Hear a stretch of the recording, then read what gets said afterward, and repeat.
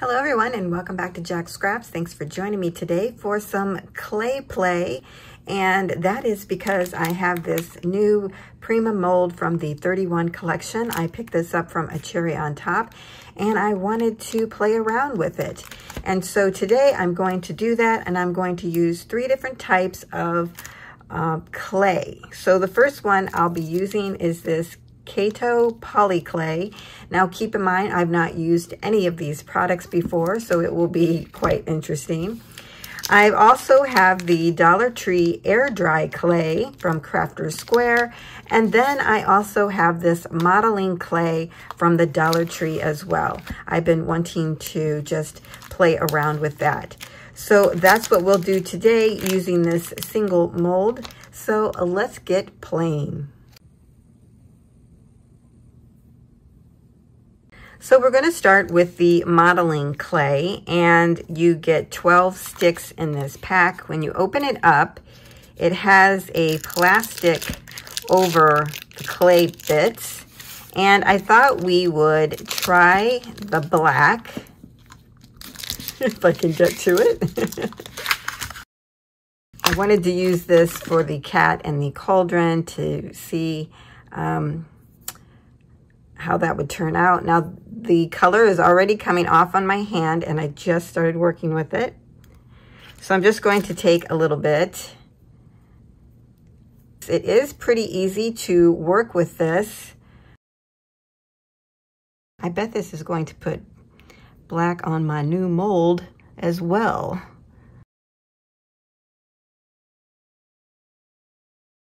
I'm just pushing the clay into the mold. I'm trying to keep the back as flat as I can, and I'm trying to make the edges as clean as possible. So how many of you have tried to do this? I would be interested to find out, and maybe you have some tips that you can leave for us down below. I'm wondering how easy this will come out. Let's get the little kitty ears.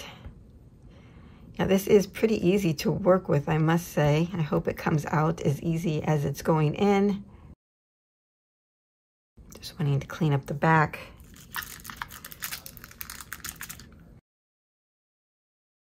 Make it a little more even.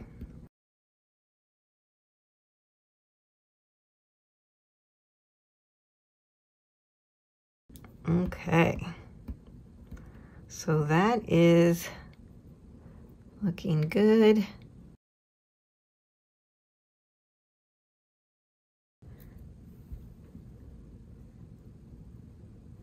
Oh my gosh, look. Yeah, it's just a little bit of something going on right here. Oh my goodness. That is so cute. Okay, so I'm going to set this aside. Okay, now I just used a little baby wipe to get the black off, and it came off perfectly, which was really nice. So that's all I'm going to try with the modeling clay right now. I want to go ahead and try the Kato poly clay, if I'm saying that correctly, because this is the kind you bake, and I wanted to give that a try. And I thought we would do maybe the witch's hat, since I have purple. I guess it doesn't matter, you can always paint it. My package was opened a little bit. So we'll give this a try. Oh wow, this is very, very hard. It's not even pliable. Oh my God. So I'll just try to work with it here. Wow, must be why it was reduced. These packages aren't sealed the best. Got these 2 from Hobby Lobby on one of those great clearances. Oh my goodness. So they say if you add just a little bit of water, that can help with it as well. Yeah, that definitely helped. I'm not sure I like this already. It just doesn't seem to be. It just seems very brittle. Maybe because the package was already opened. Thank goodness I only spent 62 cents on it. Well, I guess we could try to see if it works. I don't think it is. This is just...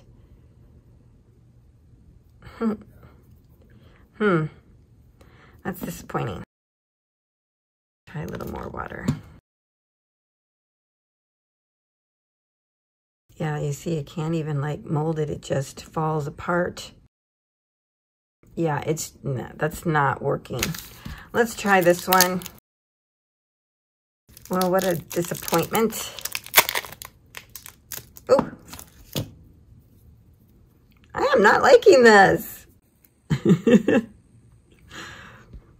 It's so hard. Yeah, I'm not a fan of these.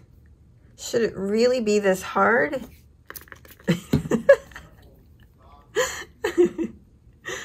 Oh my goodness. Okay, I'm giving up on these. These are so horrible. We're gonna move on to the air dry clay. Okay, so I'm gonna open this with you so you can see what it's like once you do. So the package comes wrapped in cellophane, which is good. It's like a little baggie, so that's nice. So let's just grab, oh, this is nice. Oh my gosh, it's so much softer, you guys. This is like, seriously, a rock. A rock. All right, get out of here. I guess we'll do the cauldron because, or the pump. I want to do them all. So let's see what we got here. So I'm just going to kind of work with this a little bit. We can put in a little water. All right, well, let's start with the pumpkin.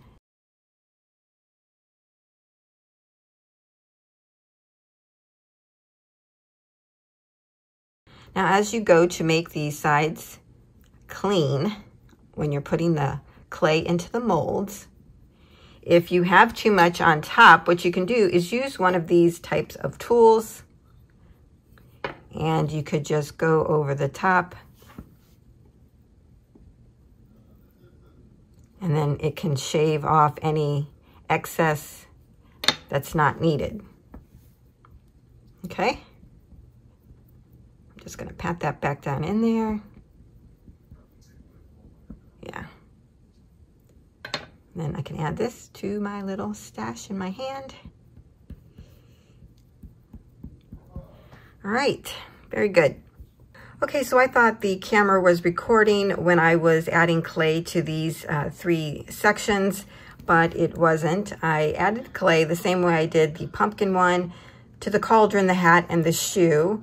So I am interested to see how all those come out. I could tell that while I was adding the clay to these, the pumpkin one was actually feeling a little bit harder. So it was already starting to harden, which is good. I mean, not a big effect, but you could tell the difference in the squishiness of the clay, for lack of a better term. So what I'm going to do is, it's going to take these quite a while to dry. I did want to show me taking one of these out so that you could see how easily it would come out when it was first put into the mold. Otherwise, I may let these sit into the mold and dry overnight that way. But here is the witch's hat. The one thing I don't like about this, and let me show you the difference. This type of clay, it comes out, you can see like the little cracks or the wrinkles, where the modeling clay came out smooth and you don't see any wrinkles. So that's the one difference that I'm seeing. But otherwise, it came out really well. It would be interesting to try this again with some other different types of clay to see how they work. So when these get all dry and everything, I'll do a few more and I'll come back and show you the final results. Okay, so I am back with the dried clay pieces. And what I thought was interesting is they actually shrunk, like you can really tell with the witch's hat. And they are also very brittle. As I was putting this on the mat here, I broke off one of the little legs, but that one turned out really cute. And I broke the heel of the shoe.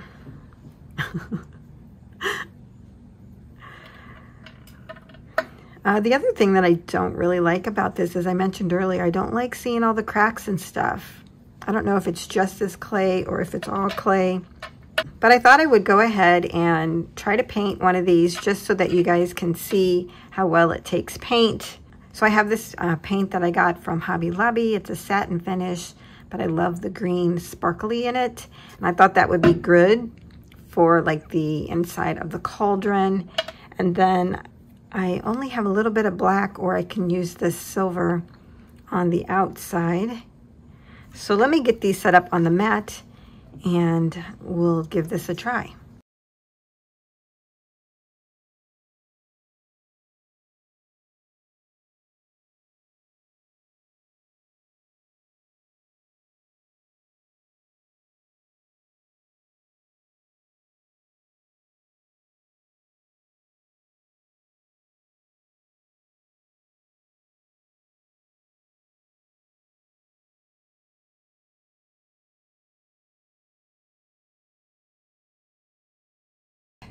Now I don't have orange acrylic paint for the pumpkins, so I thought I would try this Dr. P.H. Martin's Iridescent Copper and just see what happens. I mean, we're only playing around anyway, so why not give it a try?